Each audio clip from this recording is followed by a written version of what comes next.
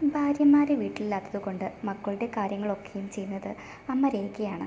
അലക്കിയ ഡ്രസ്സൊക്കെ മടക്കി അവരുടെ മുറിയിലെ വാർഡ്രോബിൽ കൊണ്ടുവയ്ക്കാൻ നേരമാണ് വിഹാൻ്റെ മുറിയിലെ വാർഡ്രോബിൻ്റെ അകത്തെ ഷെൽഫ് തുറന്നു കിടക്കുന്നത് കാണുന്നത്.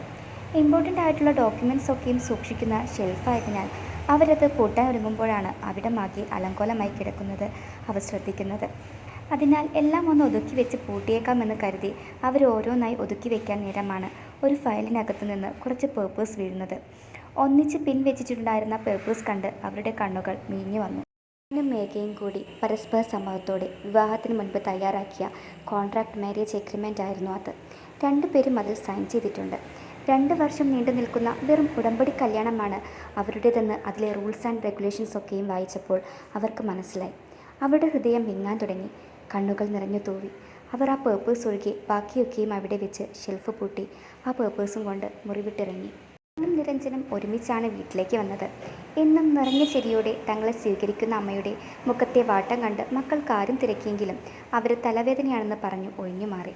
2 പേർക്കും ഭക്ഷണം വിളമ്പിക്കൊടുത്ത് ഒന്നും മിണ്ടാതെ അമ്മ പോകുന്നത് കണ്ടതും 2 പേർക്കും നല്ല വിഷമമായി. ഭക്ഷണം കഴിഞ്ഞ് വിഹാൻ അമ്മയുടെ മുറിയിൽ ചെന്ന് നോക്കിയപ്പോൾ അമ്മ ഉറക്കം നടിച്ച് കിടന്നുവെങ്കിലും പിന്നീട് നിരഞ്ജൻ പോയപ്പോൾ അമ്മ അവനോട് ചെറിയ തലവേദനയാണ്, കുഴപ്പമില്ല എന്ന് പറഞ്ഞപ്പോൾ അവൻ അമ്മയ്ക്ക് ബാമൊക്കെ പുരട്ടി നെറ്റി നല്ലവണ്ണം മസാജ് ചെയ്തു കൊടുത്തു. ശേഷം അമ്മയെ ശരിക്കും പുതപ്പിച്ച് ലൈറ്റ് ഓഫ് ചെയ്ത് അവന് മുറിവിട്ടിറങ്ങി. അവൻ പോയതും അവരുടെ കണ്ണുകൾ നിർത്താതെ പെയ്യാൻ തുടങ്ങി. പിറ്റേ ദിവസം രാവിലെയും അമ്മ മൂഡ് ഓഫ് തന്നെയായിരുന്നു. അവർ എഴുന്നേൽക്കുന്നതിന് മുൻപേ നിരഞ്ജൻ പോയിരുന്നു. വിഹാനോടാണേൽ അമ്മ കൂടുതൽ സംസാരിച്ചതുമില്ല. വയ്യാഞ്ഞിട്ടാവും എന്നു കരുതി അവനത് കാര്യമാക്കിയതുമില്ല. അന്ന് വൈകുന്നേരമാണ് വർഷയും മേഘയും അവരുടെ വീട്ടിൽ പോയിട്ട് തിരിച്ചു വരുന്നത്. വർഷയുടെ അച്ഛൻ്റെ കൂടെയായിരുന്നു ഇരുവരും വന്നത്. പതിവിലും വിപരീതമായി അമ്മയുടെ മുഖത്തെ ഗൗരവം 2 പേരും ശ്രദ്ധിച്ചിരുന്നു. എന്നാലും വർഷയോട് നല്ലപോലെ പെരുമാറുന്നുണ്ടായിരുന്നു. തന്നോട് അമ്മ എന്തോ ഒരു അകൽച്ച കാട്ടുന്നത് പോലെ മേഘയ്ക്ക് തോന്നിയിരുന്നു. അതവളത് പുറത്ത് കാട്ടിയില്ലെങ്കിലും മനസ്സിൻ്റെ ഉള്ളിൽ അവൾക്ക് നല്ലപോലെ ഫീൽ ചെയ്തിരുന്നു. അതിൻ്റെ കാരണം മാത്രം എത്ര ആലോചിച്ചിട്ടും അവൾക്ക് മനസ്സിലാവുന്നല്ലായിരുന്നു. പതിവ് പോലെ എല്ലാവരും ഒരുമിച്ച് രാത്രി ഭക്ഷണം കഴിച്ചു. ഭക്ഷണം കഴിഞ്ഞ് എല്ലാം ഒരുക്കി വെക്കാൻ അമ്മയെ സഹായിക്കുന്നത് മേഘയാണ്. വർഷ പ്രഗ്നൻ്റ് ആയതുകൊണ്ട് അവളെക്കൊണ്ട് അവർ 2 പേരും ഒരു ജോലിയും ചെയ്യിക്കില്ലായിരുന്നു. അതുകൊണ്ട് വർഷ അടുക്കളയിൽ അവരുടെ കൂടെ ചുമ്മാ സംസാരിച്ച് നിൽക്കുമെന്നല്ലാതെ ഒന്നും ചെയ്യാറില്ലായിരുന്നു. പതിവ് പോലെ താൻ ചെയ്യുന്ന ജോലികൾ ചെയ്താക്കാമെന്ന് കരുതി മേഘ അമ്മയെ സഹായിക്കാൻ നേരം അമ്മ അവളെ തടഞ്ഞുകൊണ്ട് പറഞ്ഞു, വേണ്ട, ഇതെനിക്ക് ചെയ്യാവുന്നതേ ഉള്ളൂ, പോയി കിടന്നോളൂ. അന്നേരം അവിടെ വർഷയില്ലായിരുന്നു. എങ്കിൽ അച്ഛനുള്ള കോഫി ഞാൻ റെഡിയാക്കാം. അച്ഛൻ കോഫി വേണമെന്ന് പറഞ്ഞിരുന്നല്ലോ. മേഘ കോഫി ഇടാൻ വേണ്ടി ഒരുങ്ങിയതും അവരിത്തിരി കടുപ്പിച്ച് പറഞ്ഞു, വേണ്ട, ഞാൻ കൊടുത്തോളാം, കുട്ടി ചെല്ല്. അതുകൂടി ആയതോടെ മേഘയ്ക്ക് നല്ല വിഷമമായി. നേരത്തെ കാണിച്ച അകൽച്ച വെറും തോന്നലായിരിക്കുമെന്ന് കരുതിയിരുന്നു. പക്ഷേ അങ്ങനെയല്ല. അമ്മയുടെ മനസ്സിൽ എന്തോ ഉണ്ട്. അമ്മ ഇങ്ങനെ ഒരിക്കൽ പോലും പെരുമാറിയിട്ടില്ല. ഓരോന്ന് വിചാരിച്ച് അവൾ അടുക്കള വിട്ടിറങ്ങി. മേഘ സങ്കടത്തോടെ പോകുന്നതും കണ്ടതും രേഖാമ്മ വേദനയോടെ നോക്കി നിന്നു. എന്തിനാ കുട്ടിയെ ഞങ്ങളെയൊക്കെ വിഡ്ഢികളാക്കുന്നത്?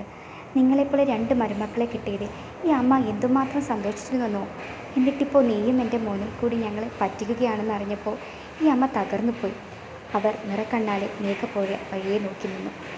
വിഹാൻ മുറിയിലേക്ക് വരുമ്പോൾ മേഘ ബെഡിലിരുന്ന് ചിന്തിക്കുകയായിരുന്നു. അവനെ കണ്ടതും അവൾ മുഖത്തൊരു പുഞ്ചിരി ഫിറ്റ് ചെയ്തു നിന്നു. തൻ്റെ നിറഞ്ഞ കണ്ണുകൾ അവൾ കാണാതിരിക്കാൻ അവൾ പാടുപെടുന്നുണ്ടായിരുന്നു. എങ്കിലും അവളുടെ മാറ്റം അവൻ പെട്ടെന്ന് തിരിച്ചറിഞ്ഞിരുന്നു. അവൻ കാര്യം തിരിക്കിയതും മേഘ ചെറുതായി കാര്യം സൂചിപ്പിച്ചു. അങ്ങനെയൊന്നും ഉണ്ടാവില്ല, നിനക്ക് തോന്നുന്നതാ. അതുമല്ല, അമ്മയ്ക്ക് 2 ദിവസമായിട്ട് നല്ല സുഖമില്ല. അതുകൊണ്ടാവും അമ്മ അങ്ങനെ കൂടുതൽ സംസാരിക്കാൻ നിൽക്കാത്തത് എന്നൊക്കെ പറഞ്ഞ് വിഹാൻ അവളെ സമാധാനിപ്പിച്ചു. അല്ല, നീയല്ലേ പറഞ്ഞത് ഇവിടെ വന്നിട്ട് നിനക്കെന്തോ എന്നോട് പ്രധാനപ്പെട്ട കാര്യം പറയാനുണ്ടെന്ന്? പറ, എന്താ കാര്യം? ഞാൻ കേൾക്കട്ടെ. വിഹാൻ വിഷയം മാറ്റണമെന്ന വണ്ണം പറഞ്ഞു. എനിക്കൊരു മൂടില്ല, നാളെ പറയാമെന്ന് പറഞ്ഞ് മേഘ ഒഴിഞ്ഞു മാറാൻ നോക്കിയപ്പോൾ വിഹാൻ അവളെ വലിച്ച് തൻ്റെ മടിയിലിരുത്തിക്കൊണ്ട് പറഞ്ഞു, പക്ഷേ ഞാനാണെങ്കിൽ ഒരു പ്രധാനപ്പെട്ട കാര്യം കേൾക്കാൻ വേണ്ടി ഇങ്ങനെ മുട്ടി നിൽക്കുക. അതുകൊണ്ട് എനിക്കിപ്പോൾ തന്നെ കേൾക്കണം. പറ, എന്താ സംഭവം? അവളുടെ മുഖത്തോട് മുഖം അടുപ്പിച്ച് അവളുടെ മൂക്കിൽ മൂക്കുരസിക്കൊണ്ട് പറഞ്ഞു. അത് പിന്നെ കണ്ണേട്ടാ, അതെന്താണെന്ന് വെച്ചാൽ ദേ, മെഗാസീരിയൽ പോലെ ഇങ്ങനെ നീട്ടി വലിക്കുകയൊന്നും വേണ്ട. ചുരുക്കി പറഞ്ഞാൽ മതി. ഇത് കഴിഞ്ഞിട്ട് വേണം നമുക്ക് നമ്മുടെ കലാപരിപാടി തുടങ്ങാൻ. എനിക്കിന്ന് നിന്നെ നേരം വെളുക്കുവോളം സ്നേഹിക്കാനുള്ളതാ.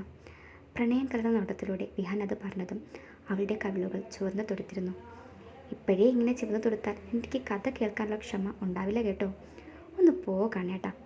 എങ്കിൽ പെട്ടെന്ന് പറ. നമ്മുടെ ഹോസ്പിറ്റലിൽ അമ്മൂന് പകരം പുതിയൊരു നേഴ്സ് വന്നിട്ടുണ്ട്, ശീതൾ. അതിന്?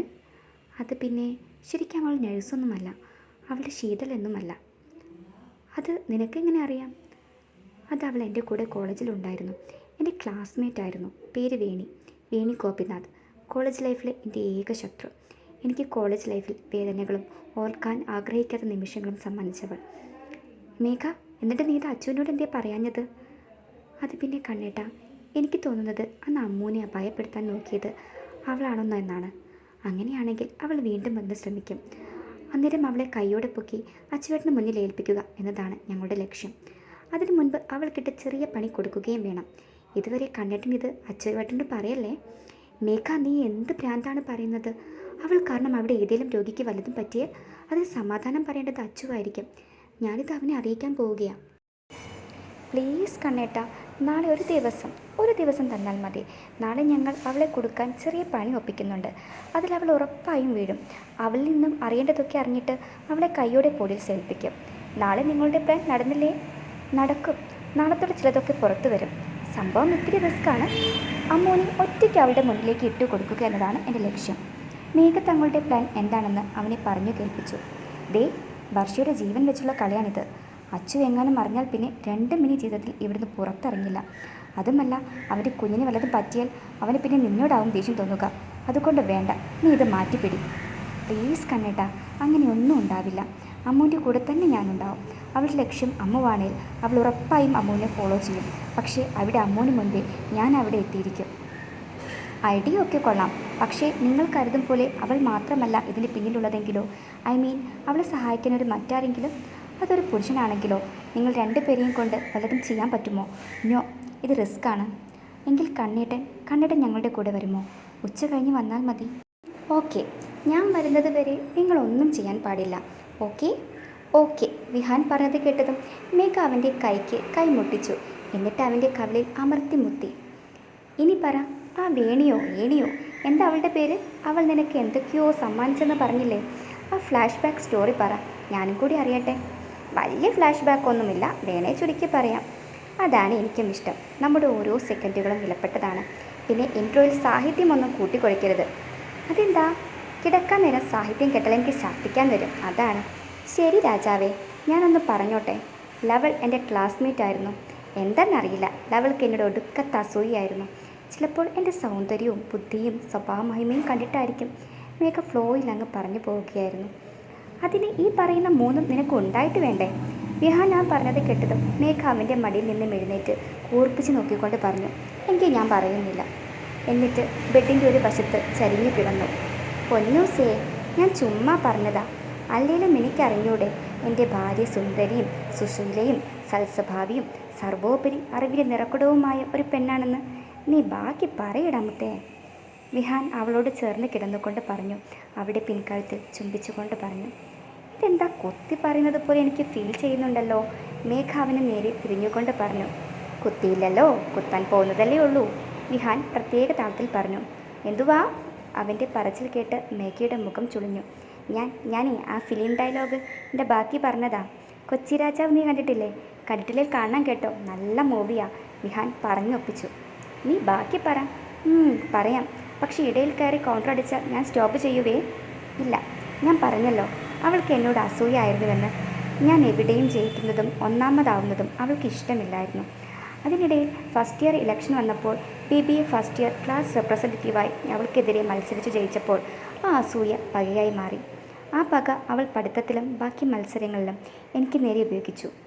എന്നെ തോൽപ്പിക്കാൻ ശ്രമിച്ചിട്ടുണ്ട്. 3rd ഇയറിൽ ഞാൻ കോളേജ് യൂണിയൻ ചെയർപേഴ്സണായപ്പോൾ അവളുടെ പക ഒന്നുകൂടെ കൂടി. എന്നെ തോൽപ്പിക്കാൻ എന്തൊക്കെയോ ചെയ്തു കൂട്ടി. പലതും അവൾ വിജയം കണ്ടു. അങ്ങനെ ഫൈനൽ ഇയറിൽ പഠിക്കുമ്പോൾ ലാസ്റ്റ് സെയിം എക്സാം നടക്കുകയാണ്. അന്ന് ലാസ്റ്റ് എക്സാം ആയിരുന്നു. ഞാൻ അമ്മൂന് വാക്ക് കൊടുത്തായിരുന്നു, ഇത്തവണ ഞാൻ യൂണിവേഴ്സിറ്റി റാങ്ക് ഹോൾഡർ ആവുമെന്ന്. ടീച്ചേഴ്സിനും എന്നിൽ നല്ല പ്രതീക്ഷയുണ്ടായിരുന്നു. എല്ലാ എക്സാമും നന്നായിട്ട് എഴുതി. ലാസ്റ്റ് എക്സാം എഴുതുന്ന സമയത്താണ് എൻ്റെ നേരെ ബാഗിലിരിക്കുന്ന വേണി ഒരു പേപ്പർ ചുരുട്ടിക്കൂട്ടി ഞാനറിയാതെ ഞാൻ ഇരുന്നിടത്ത് വെക്കുന്നത്. സത്യം പറഞ്ഞാൽ ഞാനത് കണ്ടില്ലായിരുന്നു. പക്ഷേ എക്സാം ഡ്യൂട്ടിക്ക് വന്ന പുറത്തുള്ള കോളേജിലെ സർ അത് കാണുകയും എന്നെ ചോദ്യം ചെയ്യുകയും ചെയ്തു. അതൊരു തുണ്ട് പേപ്പറായിരുന്നു. എക്സാം തുടങ്ങിയിട്ട് 1 മണിക്കൂർ പോലും ആയില്ലായിരുന്നു. പകുതി ക്വസ്റ്റ്യൻ പോലും ഞാൻ അറ്റൻഡ് ചെയ്തില്ലായിരുന്നു. ഞാൻ ആ സാറിനോട് പറഞ്ഞതാ ഇതെൻ്റെ അല്ലെന്ന്. എന്നിട്ടും സാർ കേട്ടില്ല. എൻ്റെ ആൻസർ ഷീറ്റ് പിടിച്ചു വാങ്ങി പുറത്തു പോയിക്കൊള്ളാൻ പറഞ്ഞു. ഒരു പക്ഷേ എന്നെ അറിയാവുന്ന ഞങ്ങളുടെ സാറായിരുന്നേൽ ഇങ്ങനെ വരില്ലായിരുന്നു. എക്സാം റിസൾട്ട് വന്നപ്പോൾ എനിക്ക് ആ സബ്ജക്റ്റിന് മാത്രം നന്നേ മാർക്ക് കുറവ്. 20 ഇൻറ്റേർണൽ മാർക്ക് കൂടി 100-ൽ വെറും 60 മാർക്ക്. ബാക്കിയൊക്കെ എനിക്ക് 99, 95-ന് മുകളിലെ റാങ്ക് പോയി. പോട്ടേന്ന് ഞാനും കരുതി. എല്ലാവരും ഇംപ്രൂവ്മെൻറ്റ് എക്സാമിന് അപ്ലൈ ചെയ്യാൻ പറഞ്ഞപ്പോൾ ഞാൻ വേണ്ടെന്ന് വെച്ചു. കാരണം ആ മാർക്ക് കാണുമ്പോൾ എനിക്ക് എവിടെയും ജയിക്കാനുള്ളൊരു വാശിയായിരുന്നു. ആ വാശി തന്നെയാണ് പിന്നീട് PGക്ക് പഠിക്കുമ്പോൾ റാങ്ക് എന്ന സ്വപ്നലോകത്തേക്ക് എത്തിച്ചത്. ഡിഗ്രി കഴിഞ്ഞ ശേഷം ഞാൻ അവളെ കണ്ടിട്ടില്ലായിരുന്നു. പിന്നെ കാണുന്നത് ഇപ്പോഴാണ്. ഓഹോ, ഇങ്ങനെയൊക്കെയാണ് കാര്യങ്ങൾ. പോട്ടെ, സാരമില്ല. ആ എനിക്ക് ഉറപ്പായും കാണണം. ഇപ്പോൾ നമുക്കതൊക്കെ വിടാമല്ലേ? എന്നിട്ട് നമുക്ക് കാര്യത്തിലേക്ക് കടന്നാലോ? എന്ത് കാര്യം? ഷോ, ഒന്നും അറിയാത്ത പോലെ 2-3 ദിവസമായി ഞാൻ പട്ടിണി കിടക്കാൻ തുടങ്ങിയിട്ട്. അതെന്താ, അമ്മ ഇവിടെ ഒന്നും ഉണ്ടാക്കിയില്ലേ? എടീ തീപ്പെട്ടിക്കൊള്ളി, കളിക്കല്ലേ. ഇതാ പട്ടിണിയല്ല, ഇത് മറ്റേ പട്ടിണിയാ. അതേത് പട്ടി? സോറി, പട്ടിണി. ഡീ, വെളിച്ചിലെടുക്കല്ലേ, ഞാൻ കയറി പീഡിപ്പിക്കൂ കേട്ടോ. ചി, വൃത്തികെട്ടവൻ. വൃത്തികേട് നീ കാണാൻ പോകുന്നതേ ഉള്ളൂ എന്നും പറഞ്ഞ് അവിടെ കഴുത്തിലേക്ക് മുഖം പൂത്തി. കണ്ണേട്ടാ, വിടാൻ, എനിക്ക് പീരീഡ്സ് ആയിരിക്കുക. അത് വിഹാൻ കേട്ടതും അവളുടെ മേലിൽ നിന്നും അടർന്നു മാറിക്കൊണ്ട് ചോദിച്ചു. അപ്പോൾ ഇത് നിനക്ക് നേരത്തെ പറഞ്ഞുകൂടായിരുന്നോ? ഞാൻ നിൻ്റെ ഓഞ്ഞ ഫ്ലാഷ് ബാക്ക് സ്റ്റോറി കേട്ട് സമയം കളയുമായിരുന്നോ? അതുമല്ല, ഞാൻ നേരത്തെ ഇക്കാര്യം സൂചിപ്പിച്ചപ്പോൾ നീ ബ്രഷ് അടിച്ച് എനിക്ക് പ്രതീക്ഷിച്ചെന്നത് എന്തിനാ? നിങ്ങളോട് പ്രതീക്ഷിക്കാൻ ഞാൻ പറഞ്ഞോ? ഇല്ലല്ലോ. ദൈവമേ, എനിക്കത് ബ്ലഷ് അടിക്കാൻ പോലെ ഇവിടെ സ്വാതന്ത്ര്യമില്ലാതായി പോയല്ലോ എന്നും പറഞ്ഞ് അവൾ ബെഡിൻ്റെ ഓരം ചേർന്ന് കിടന്നു. പീരീഡ്സ് ആയിരിക്കുമ്പോൾ ഉമ്മ വയ്ക്കുന്നതിന് കുഴപ്പമൊന്നുമില്ലല്ലോ? വിഹാൻ ബെഡിൻ്റെ നടുവിലായി കിടന്നുകൊണ്ട് ചോദിച്ചു. ആർക്കു കുഴപ്പം? എനിക്കൊരു കുഴപ്പവുമില്ല. മേഘ അതും പറഞ്ഞ് കണ്ണടച്ച് കിടന്നു. അപ്പോൾ നിനക്ക് ഈ പീരീഡ് സമയത്ത് ഉണ്ടാകുന്ന അസ്വസ്ഥതകളൊന്നുമില്ലേ? ഇപ്പോൾ അതില്ലാത്തതാണോ നിങ്ങളുടെ പ്രശ്നം? ദൈവം സഹായിച്ചിട്ട് എനിക്ക് അങ്ങനെയൊന്നുമില്ല. പിന്നെ എനിക്ക് ഇന്നലല്ല പീരീഡ്സ് ആയത്, മിനിഞ്ഞാനാണ്. ഇനിയിപ്പോൾ എന്തെങ്കിലും അസ്വസ്ഥതകൾ ഉണ്ടെങ്കിലും പറയണം കേട്ടോ, ഞാൻ വേണേൽ തടവി തരാം എന്നും പറഞ്ഞ് അവിടെ നെറുകയിൽ ചുംബിച്ച് ചേർന്ന് കിടന്നു.